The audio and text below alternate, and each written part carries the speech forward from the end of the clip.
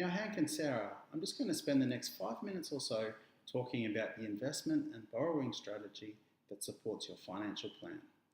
This strategy has been designed based on feedback from our first session. This strategy meets all of your goals and your personal circumstances.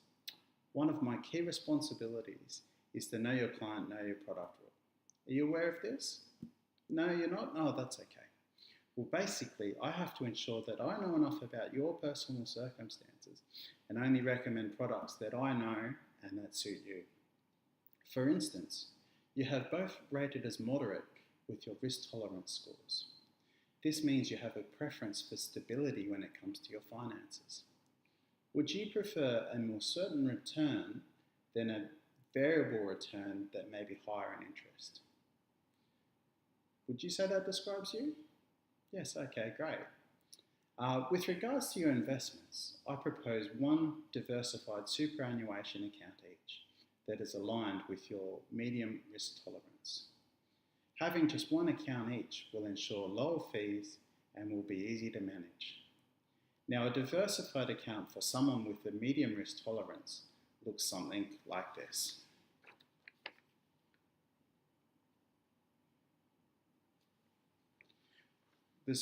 The split is 50% in growth assets and 50% in defensive assets.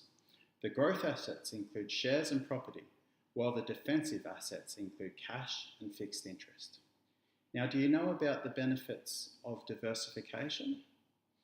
No, you don't? Well, let me explain it to you. I'm sure you've heard of the saying, don't put all your eggs in the one basket. What you do want to do is spread your money across a number of investments, so that if property doesn't go well one year, then it is likely that shares will. Does this make sense?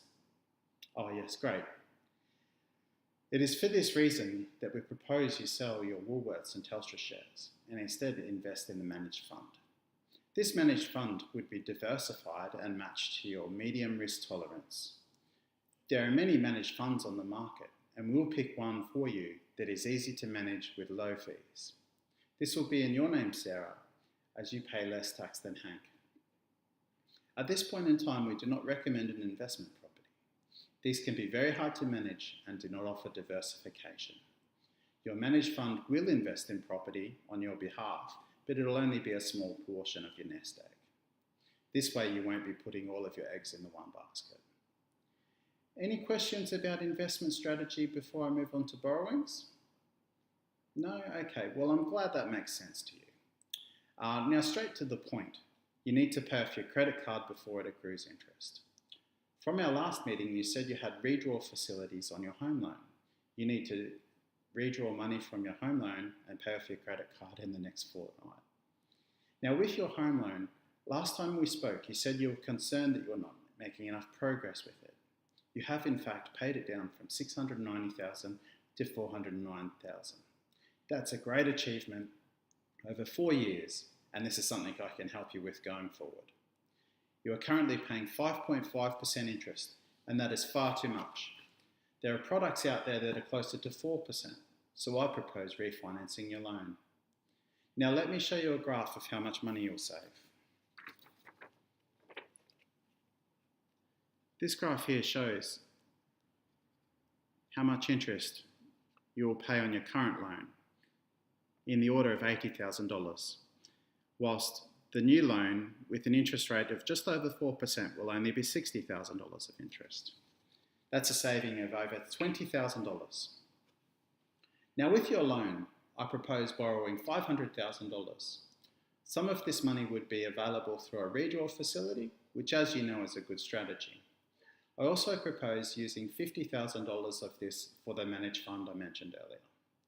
This means the managed fund would be leveraged. Do you know what leverage means? No? Well, let me describe the jargon. It basically means that you'll be using debt to buy this managed fund. What are your initial thoughts about this? Oh, so you think this is a bit daunting. Well, that's okay.